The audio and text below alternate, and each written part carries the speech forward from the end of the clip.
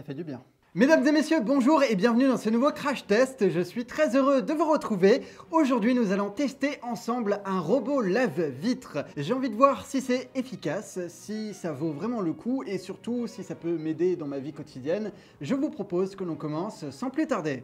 Voici donc à quoi ça ressemble, c'est de la marque Obot et ils sont plutôt confiants sur leurs produits puisque derrière c'est écrit Révolution, rien que ça. On va voir si c'est effectivement ou pas un produit révolutionnaire. C'est sorti déjà il y a quelques années mais je n'ai vu personne en parler donc je me suis dit que ce serait intéressant. On peut contrôler ce dernier via une application mobile ou une télécommande qui est fournie. Il a un système anti-chute puisque bien évidemment ça se colle sur des vitres et donc c'est en hauteur. Il peut tomber et évidemment on n'a pas envie qu'il se casse ou qu'il casse le sol tout simplement.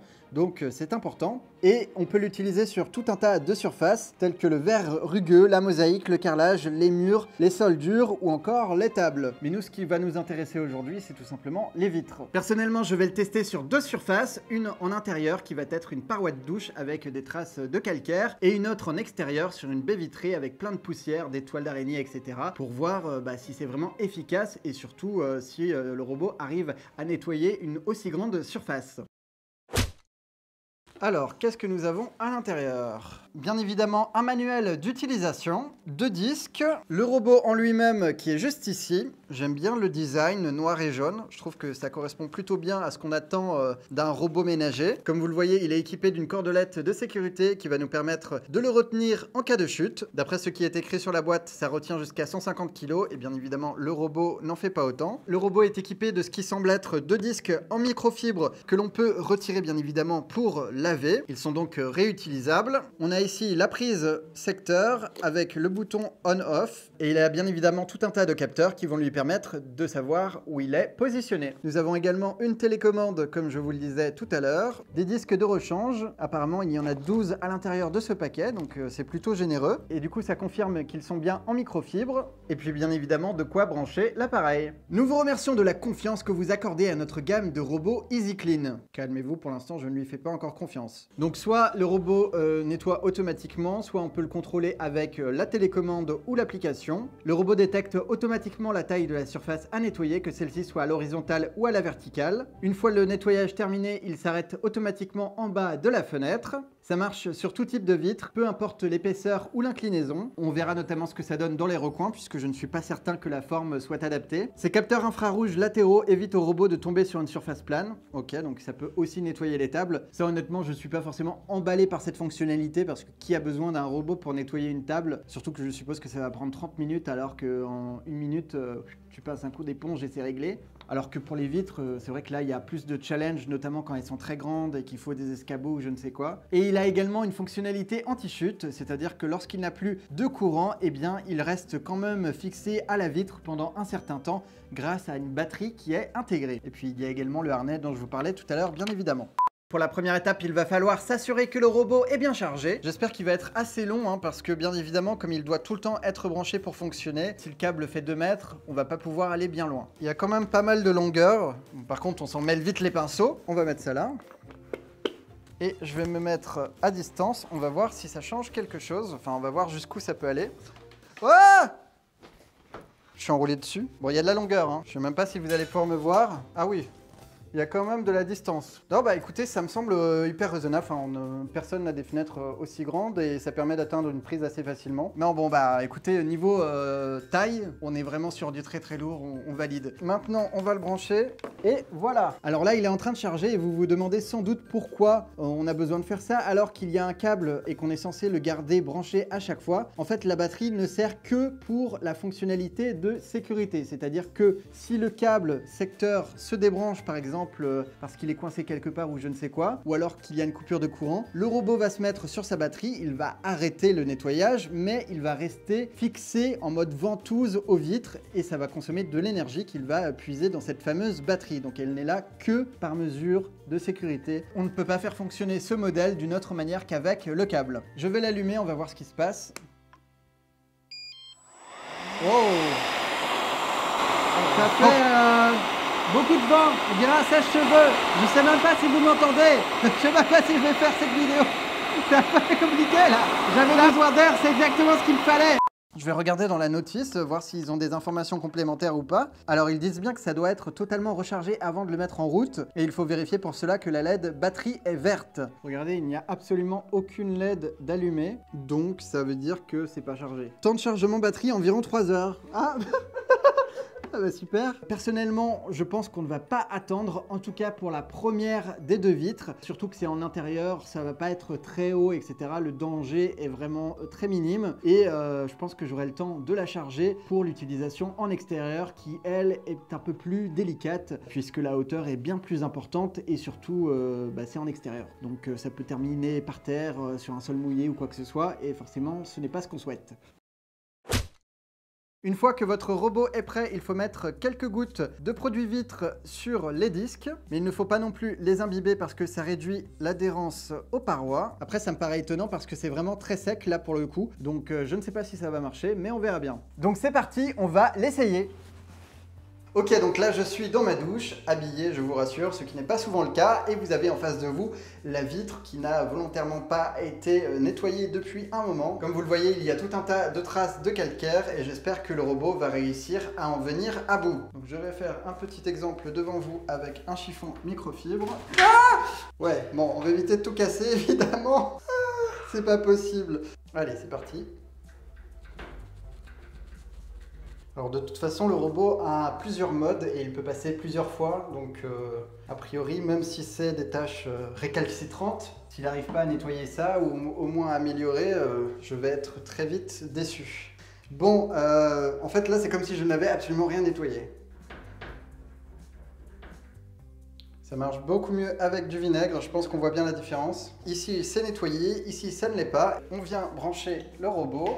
Comme le produit vitre n'a pas marché avec nous, on va directement mettre du vinaigre également sur le robot pour qu'il soit à égalité, puisque sinon la comparaison n'a aucun intérêt. Je vais détacher le harnais. Oh, oh, il a failli tomber.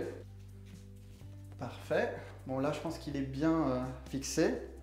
Hop.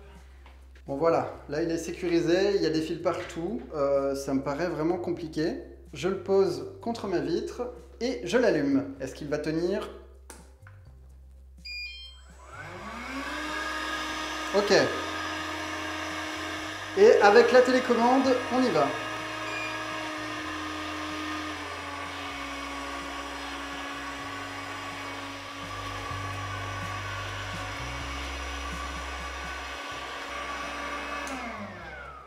Après un premier passage sur la longueur, est-ce qu'on voit une différence?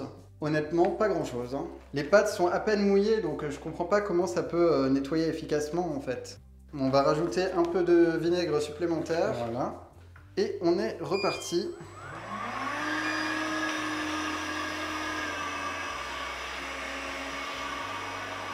Qu'est-ce qu'il nous fait là? Ah ok, il y a un sens. Ouh là là. Il se met dans le bon sens automatiquement. En termes de nettoyage, c'est plutôt pas mal. Il détecte automatiquement les bords des vitres et comme ça, lorsqu'il les atteint, ne tombe pas. Il revient automatiquement en arrière. L'effet ventouse fonctionne plutôt bien. Il reste bien accroché aux parois, donc niveau sécurité, c'est plutôt pas mal. Concernant les 2 câbles qui sont reliés au robot, ça pouvait éventuellement poser problème à première vue, mais en fait il s'enroule dedans et puis après il va dans l'autre sens, donc ça se défait automatiquement, ça ne crée absolument pas de nœud, donc sur ce point qui pouvait faire un peu peur, c'est plutôt positif. Le harnais semble bien résistant, après on ne va pas se mentir, je pense que pour la plupart des gens c'est compliqué selon les situations de trouver un endroit où l'accrocher, tout simplement parce qu'on ne va pas fixer des accroches dans le plafond spécialement pour ce robot. Du coup c'est bien qu'il existe, mais c'est aussi sympathique d'avoir cette autre solution qui est la batterie intégrée et que l'on va pouvoir essayer dans un instant.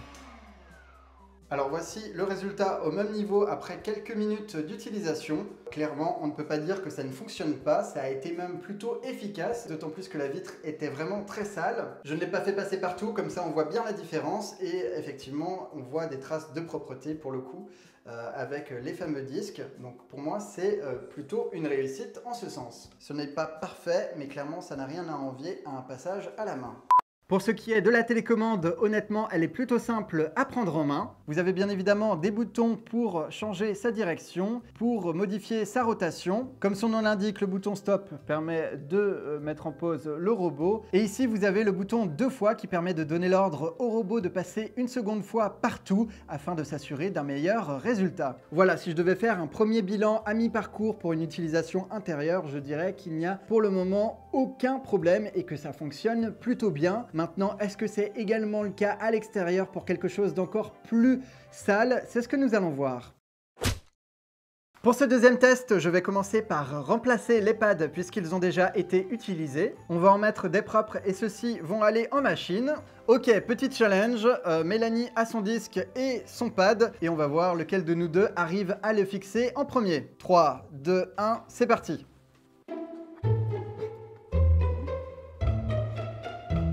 Ne me dis pas que tu es en train d'y arriver avant moi là. Je suis motivé là, tu vas voir, je vais y arriver. Fini. Non, moi aussi.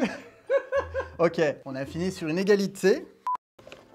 Ok, parfait. À présent, je vais le remettre à charger, comme ça il aura la batterie de sécurité. Et cette fois-ci, je vais télécharger l'application pour voir ce que ça donne. Bon, la mauvaise nouvelle, c'est que l'application est notée 1 sur 5, donc c'est pas très encourageant. En tout cas, ça a l'air d'être plus ou moins la même télécommande que celle qu'on a en physique. Petit test avant d'aller en extérieur. Donc si je fais, viens par là. Alors non, c'est pas de ce sens-là. Il faut savoir dans quel sens le diriger. Oh, oh non, non, non. Non. C'est risqué. Voilà, viens par là. On va voir s'il tombe de la table ou pas. Et non, vous voyez, il ne tombe pas. Bon bah c'est parfait. Bon bah en tout cas l'application fonctionne, mais sur une table c'est assez difficile, c'est pas très intuitif parce qu'on ne sait pas où est la gauche de la droite, du haut, du bas, donc je sais pas si je vous le recommande et encore une fois comme je le disais tout à l'heure, on peut prendre une éponge quoi. Maintenant que tout est prêt, je vais le laisser charger au maximum et je vous retrouve d'ici quelques heures pour la deuxième partie du test en extérieur. Ok, le bouton vert indique que le robot est chargé. Je vais maintenant pouvoir le placer à l'extérieur. Voici la vitre que je souhaite nettoyer avec le robot. J'ai voulu attendre la nuit pour faire ça parce que honnêtement, lorsqu'il fait jour, on ne voit pas grand chose. Là, pour le coup, je ne vais avoir aucune possibilité d'accrocher le harnais de sécurité. Du coup, je vais devoir me fier à la batterie intégrée à l'appareil. Voilà, c'est prêt. Honnêtement, ça fait des plans stylés. J'aime beaucoup l'ambiance. Je suis volontairement dans le noir pour éviter que des bestioles viennent me fréquenter. Honnêtement, je ne suis pas trop enchanté. Donc je vais réutiliser mon vinaigre comme ça a bien marché tout à l'heure. Donc je mets quelques gouttes. D'autant plus que là c'est encore plus sale. J'espère que tout va bien se passer. Parfait. Et je referme. Enfin pas trop non plus puisqu'il faut que le câble passe. Ah! Alors j'ai failli me prendre dedans. Allez, c'est parti, je lance le robot. Donc là, il a détecté la fin de la vitre et il est en route. Et ben, je crois que ça se voit tout de suite la différence, mais c'est quoi ce truc de dingue? Oh! Ça marche trop bien. Alors, je découvre en direct le résultat. Soit c'est l'ombre que la lumière fait, soit c'est vraiment le robot. Mais attendez, non, je crois que c'est l'ombre. C'est l'ombre du robot qui fait qu'on a l'impression que ça a nettoyé. Mais regardez, ça laisse des traces. Bon, on va voir ce que ça donne, hein. Je vais activer le mode x2, comme ça il passera plusieurs fois au même endroit. En tout cas, il a d'ores et déjà délimité les limites du vitrage et il s'arrête pile au bon endroit. Regardez.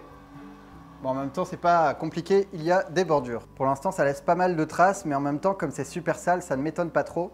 Peut-être qu'il faudra le laisser activer plusieurs fois. Et là, pour le coup, si le robot peut fonctionner, ça peut être vraiment utile, puisque à l'extérieur, il faut utiliser en temps normal une échelle pour pouvoir accéder à cette partie de la vitre. Je vais le laisser tourner et je vous retrouverai d'ici quelques minutes. J'ai donc laissé le robot seul et actif pendant quelques minutes et il s'est occupé de nettoyer l'intégralité de la surface concernée.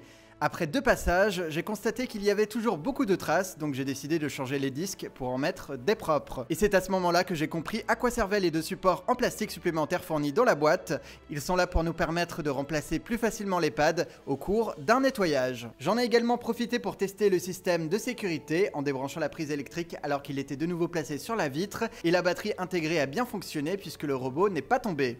Lorsque cela arrive, ce dernier affiche une LED rouge, émet un signal sonore et une notification est envoyée directement sur le téléphone. Le robot a ensuite repris son activité et lorsque j'ai constaté qu'il avait fait son boulot à l'extérieur, je l'ai fait revenir à portée de main pour le décrocher et le placer à l'intérieur afin d'avoir un vitrage propre des deux côtés. Et voici le résultat que j'ai obtenu. À gauche, vous avez une vitre qui n'a pas été nettoyée et à droite, celle sur laquelle le robot est passé. Il a fallu de longues minutes pour y arriver, mais il faut dire qu'il y avait du boulot.